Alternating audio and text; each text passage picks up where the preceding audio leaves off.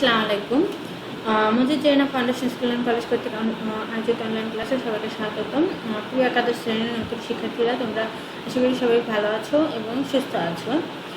আজকে আমরা তোমাদের সবাইকে আমার ক্লাসে আজকে আমরা উৎপাদন ব্যবস্থাপনা ও বিপণন প্রথম পত্রের লেকচার 2, যেটা লেকচার 1 আশা করি তোমরা সবাই এনজয় করেছো এবং ক্লাসটা তোমাদের ভালো লেগেছে। তো আজকে আমরা পড়বো লেকচার 1 লেকচার 2, যেটা হচ্ছে কি প্রথম অধ্যায় উৎপাদন এর পরবর্তী টপিক অর্থাৎ উৎপাদনের গুরুত্ব। প্রথম আসি উৎপাদন কেন গুরুত্বপূর্ণ। উৎপাদনকে বাদ দিয়ে যেমন বর্তমান সমাজ ব্যবস্থা উন্নয়ন চিন্তাই করা যায় না, এই জন্য কি উৎপাদন ছাড়া আমাদের সমাজ ব্যবস্থা চলতে পারে না। কারণ যদি উৎপাদন বন্ধ হয়ে যায় আমরা নতুন ধরনের পণ্য পাবো না। বাজারে বর্তমানে যে সকল পণ্যগুলোই ব্যবহার করে তাকে উৎপাদনের মাধ্যমে আমাদের হাতে সে পৌঁছেছে, এবং যদি উৎপাদনই না থাকে তাহলে কি এই সকল পণ্যগুলো আমরা ব্যবহার করতে পারতাম না। সেই জন্য উৎপাদন গুরুত্বপূর্ণ। এবার উৎপাদন তিনটি দৃষ্টিকোণ থেকে উৎপাদনের গুরুত্ব আছে, সেগুলো হচ্ছে উৎপাদকের দৃষ্টিকোণ, ভোক্তাদের দৃষ্টিকোণ এবং অর্থনৈতিক দৃষ্টিকোণ। দেখো, উৎপাদক কেন পণ্য উৎপাদন করে। প্রথম হচ্ছে উদ্দেশ্য অর্জনের জন্য, তার যে মুনাফা অর্জনের যে উদ্দেশ্য বা আয়ের উৎস তা সৃষ্টি করার জন্য কী করে উৎপাদক উৎপাদন করে। এছাড়া উপযোগ সৃষ্টি, প্রতিযোগিতায় টিকে থাকা, ব্যবসার সম্প্রসারণ, প্রয়োজনীয় পণ্য বা সেবার যোগান, গবেষণা উন্নয়ন ইত্যাদি কারণে কী করা হয়, উৎপাদক উৎপাদনের সাথে জড়িত থাকে।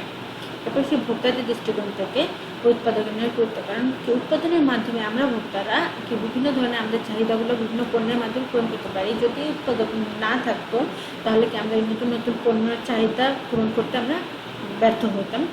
এছাড়াও কি আছে, সামাজিক জীবনযাত্রার মান বৃদ্ধি, যথাসম্য পণ্য প্রাপ্তি, সামাজিক মর্যাদা বৃদ্ধি, নিজেকে উপস্থাপন, সভ্যতার সুফল ভোগ ইত্যাদি কারণে উৎপাদন গুরুত্বপূর্ণ। এরপর সে অর্থনৈতিক দৃষ্টিকোণ থেকে প্রথম হচ্ছে উৎপাদনের মাধ্যমে যেহেতু ফ্যাক্টরি, কলকারখানা বা বিভিন্ন অফিস আদালতে তৈরি হচ্ছে বা স্থাপন হচ্ছে, এর কারণে কি হচ্ছে নতুন নতুন কর্মসংস্থানের সৃষ্টি হচ্ছে। এবং এছাড়াও শিল্পায়ন হচ্ছে, কারণ বিভিন্ন পণ্যের বিভিন্ন কারখানায় স্থাপনের মাধ্যমে কী করছে আমাদের শিল্পায়ন হচ্ছে। এছাড়া সরকারের রাজস্ব বৃদ্ধি, সম্পদের সদ্ব্যবহার, অবকাঠামোগত উন্নয়ন, অর্থনৈতিক প্রবৃদ্ধি অর্জন, অর্থনৈতিক অগ্রগতির সূচক, সামাজিক অগ্রগতি লাভের উপায় ইত্যাদি কারণে অর্থনৈতিক দৃষ্টিকোণ থেকে উৎপাদন গুরুত্ব বহন করে। তোমরা এই গুরুত্বগুলো ভালোভাবে বই থেকে রিডিং করে নেবে এবং আশা করি পরীক্ষা খুব ভালোভাবে আশা করতে পারবে। এরপরে উৎপাদনের বিভিন্ন খাত, এগুলো হচ্ছে কৃষিখাত, শিল্প খাত এবং সেবা খাত। এই তিনটি খাতের মধ্যে দুইটি খাত হচ্ছে কৃষিখাত উৎপাদনের প্রধান খাত হিসেবে এক সময় ছিল, কিন্তু বর্তমানে উৎপাদনের প্রধান খাত হিসেবে কী করা হচ্ছে, শিল্পকে বেশি বিবেচনায় নেওয়া হচ্ছে। তারপরে এখন আসি প্রথমে কৃষিখাত। উৎপাদনের প্রথম ও প্রাচীন খাত হচ্ছে কি কৃষিখাত। মাটি, পানি, সার, বীজ ইত্যাদি ব্যবহার করে ফসল ফলানো মূলত কৃষি উৎপাদন নামে পরিচিত। এখানে আসি, দেখো, বৃহৎ উৎপাদন বিবেচনায় মৎস্য, প্রাণী, জলসম্পদ কৃষি খাতের একটি উপখাত হিসেবে বিবেচিত হয়। তার ফলে মৎস্য চাষ, মৎস্য শিকার, পশুপালন কৃষি উৎপাদন খাতের আওতাধীন। এবার আসি, দেখো, এখানে 2017-18 অর্থ বছরে বাংলাদেশের জিডিপিতে কৃষি খাতের অবদান ছিল প্রায় 14.10%, অর্থাৎ প্রায় উৎপাদনের প্রায় 14.10% আসে কি কৃষিখাত থেকে।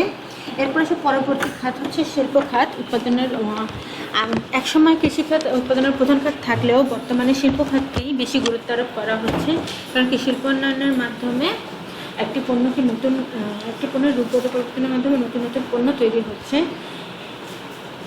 এই জন্য আসি দেখি প্রাকৃতিক সম্পদ শিল্প খাত কাকে বলে। প্রাকৃতিক সম্পদ ব্যবহার করে রূপগত উপযোগ সৃষ্টির সকল প্রয়াস সংশ্লিষ্ট খাতকে কী বলে, শিল্প খাত বলে। দেখো, 2017-18 অর্থ বছরে বাংলাদেশের মোট দেশজ উৎপাদনে বা জিডিপিতে শিল্প খাতের অবদান ছিল 33.27%, যার মধ্যে বৃহৎ ও মাঝারি শিল্পের অবদান ছিল 83.28% এবং ক্ষুদ্রায়তন শিল্পের অবদান ছিল 16.72%। সেবা খাত। এবার এসে দেখি একটি দেশের অর্থনৈতিক উন্নয়ন, অবকাঠামো উন্নয়ন ইত্যাদির মাধ্যমে পাল্লা দেশের খরচের উৎপাদন বাড়ে। সেবা খাতের মধ্যে হচ্ছে মৌলিক চাহিদা পূরণের পর্যায়ক্রম করে তখনই কি সেবা খাতের প্রাপ্তি মানুষের মধ্যে বৃদ্ধি পায়। এক্ষেত্রে আসি দেখি শিক্ষা, পরিবহন, যোগাযোগ, ডাক্তার, তথ্য যোগাযোগ প্রযুক্তি, আর্থিক বীমা প্রতিষ্ঠান, উকিল, অ্যাটর্নি ফার্ম, সরকারি এনজিও প্রতিষ্ঠানসমূহ, পাইকারি ও খুচরা ব্যবসা, হোটেল, রেস্তোরাঁ, পর্যটন শিল্প, সামাজিক ও ব্যক্তিগত সেবা ইত্যাদি সেবা খাতের অন্তর্ভুক্ত।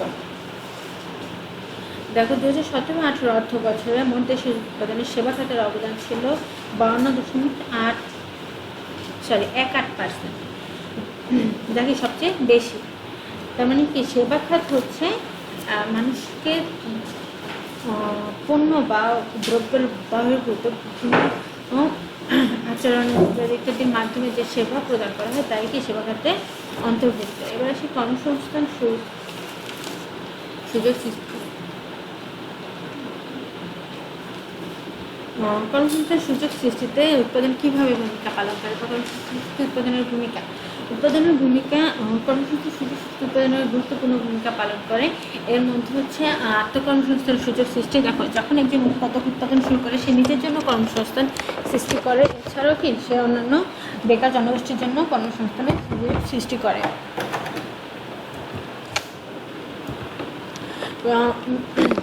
এছাড়াও কি বেকার জনগোষ্ঠীর জন্য কর্মসংস্থান সুযোগ করে, কারণ যখন একটা শিল্প প্রতিষ্ঠান স্থাপন হয় এর ফলে কি হয় এখানে একসাথে একাধিক লোকের কর্মসংস্থানের সুযোগ সৃষ্টি হয়। এছাড়াও পরোক্ষভাবে কর্মসংস্থানের সুযোগ সৃষ্টি করে, যেরকম যোগাযোগের জন্য, পরিবহনের জন্য, তারপর হচ্ছে তথ্য যোগাযোগ প্রযুক্তি ইত্যাদির মাধ্যমে কী করে পরোক্ষভাবে শিল্প উৎপাদন কী করে কর্মসংস্থানের সুযোগ সৃষ্টি করে। এছাড়া মেশিনপত্র, কাঁচামাল, অন্যান্য উপকরণ সরবরাহের সাথে জড়িত মধ্যস্থ ব্যবসায়ীর জন্য কী করে এরা কর্মসংস্থান সৃষ্টি করে। এরপর সেই শিল্পোন্নয়নের মাধ্যমে শিল্পোন্নয়নের মাধ্যমে দেশের অর্থনীতির চাকা কী হয় গতিশীল হয়, যার ফলে কি আরও একাধিক কর্মসংস্থানের সুযোগ সৃষ্টি হয়। এছাড়াও সরকারি রাজস্ব বৃদ্ধির মাধ্যমে কর্মসংস্থান, রাজস্ব আয়কর ইত্যাদি করার ফলে সরকারের ব্যাপক আয় বৃদ্ধি করার ফলে সরকারের আইন আইন উন্নয়ন কার্যে ব্যবহৃত ক্ষেত্রে কী হয় বিভিন্ন কর্মসংস্থানের সুযোগ সৃষ্টি হয়। এরপর উৎপাদনের আওতা বলতে উৎপাদনের অন্তর্ভুক্ত বিভিন্ন উপাদানকে বোঝায়।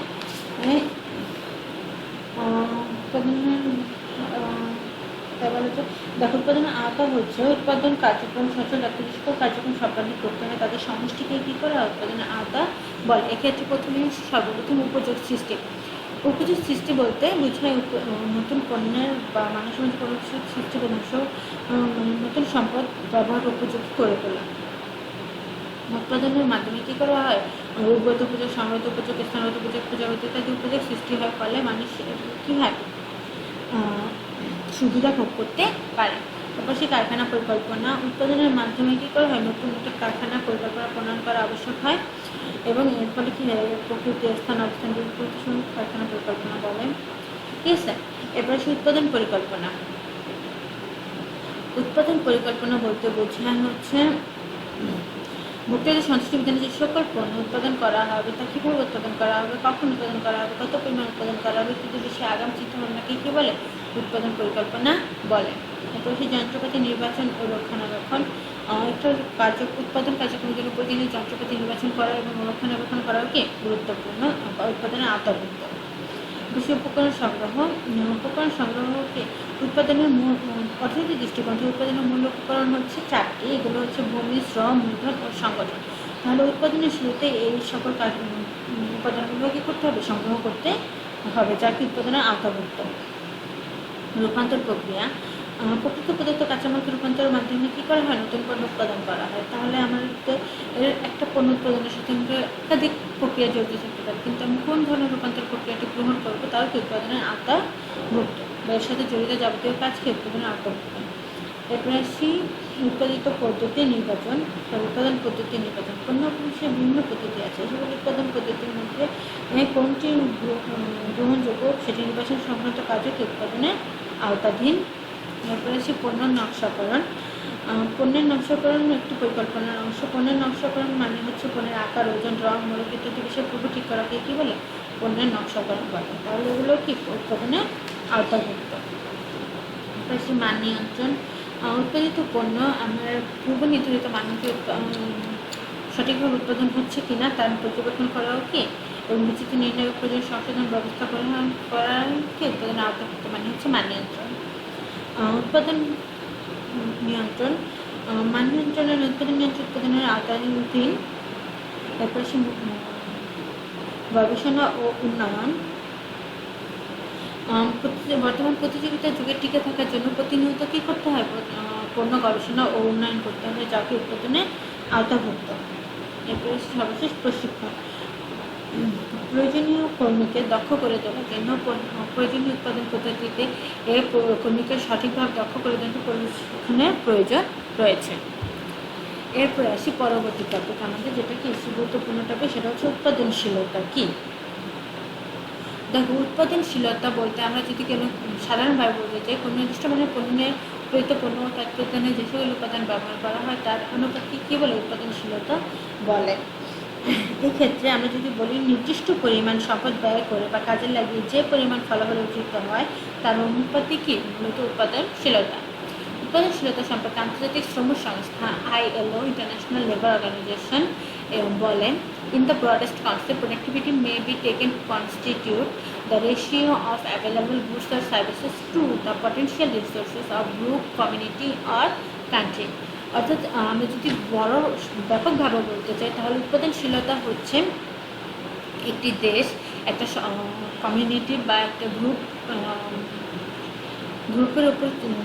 গ্রুপের যে সকল সম্পদ রয়েছে তার সর্বোচ্চ ব্যবহারের মাধ্যমে যে সকল পণ্য উৎপাদন করা হয় তার অনুপাতটাই কি অ্যাকচুয়ালি উৎপাদনশীলতা। দেখো, উৎপাদনশীলতাকে নিম্নলিখিত সমীকরণের মাধ্যমে প্রকাশ করা যায়: উৎপাদিত পণ্য বা আউটপুট ডিভাইডেড বাই উৎপাদনে ব্যবহৃত উপাদান। আর এর যে পার্সেন্টেজটা আসবে বা অনুপাতটাই কি মূলত উৎপাদনশীলতা। তো আমরা আজকে এই পর্যন্তই আলোচনা করবো। তো তোমরা আশা করি আমার ক্লাসটা এনজয় করেছো। তোমরা SW করবে, সেটা হচ্ছে উৎপাদনশীলতার সংজ্ঞাটা। খুব ভালোভাবে আমি গত ক্লাসে বলেছি যে সংজ্ঞাটা কীরূপ হবে, তারপর আমি আবার বলে দিচ্ছি। সংজ্ঞার ক্ষেত্রে সর্বপ্রথম তোমরা একটা ইংলিশ কোটেশন, অর্থাৎ মনীষীদের মতামত বা বিভিন্ন সংস্থার মতামত, যেরকম ধরো তুমি উৎপাদনশীলতার ক্ষেত্রে ব্যবহার করবে আন্তর্জাতিক শ্রম সংস্থার ইংলিশ কোটেশনটা, যেটা আমি এখানে দিয়ে দিয়েছি। এরপরে দিবে তোমরা তোমাদের ধারণা অনুযায়ী উৎপাদনশীলতা কী বা এর সংজ্ঞাটা, যেটা তোমার মতামত। তারপরে দিবে আরেকটা মনীষীদের মতামত, যেটা বাংলা, এটা দেওয়া আবশ্যক নয়, বাট দিলে খুব ভালো হয়। এরপরে দিবে উৎপাদনশীলতার যে সমীকরণটা আছে, সমীকরণটা যদি উদাহরণ দিয়ে বুঝাইতে পারো তাহলে আরও ভালো। এরপরে দিবে তোমরা হচ্ছে পরিশেষে এর কনক্লুশন টেনে দিবা, যেটা কি পরিশেষে কিছু একটা কথা, যেটা কি এই উৎপাদনশীলতার সংজ্ঞার সাথে জড়িত, এগুলো নিয়ে আলোচনা, যেটা তুমি আলোচনা করেছো মূলত উৎপাদনশীলতাটা কি সেটা নিয়ে এখানে বলে দেবে শেষে। তো সবাই আমার SWটা করে নিয়ে আসবে এবং তোমাদের ইউটিউবে তোমরা ওখানে কমেন্ট বক্সে তোমার SWটা জমা দিতে পারো। এছাড়াও তোমাদের যদি কোনো কোয়েশ্চেন থাকে সেগুলো কি কমেন্ট বক্সে বলতে পারো, আমি আনসার করার চেষ্টা করবো। তো সবাই ভালো থাকবে, সুস্থ থাকবে এবং পরিবারের সবাইকে নিয়ে সুস্থ থাকবে এবং সামাজিক দূরত্ব বজায় রেখে চলাচল করবে। সো আল্লাহ হাফেজ।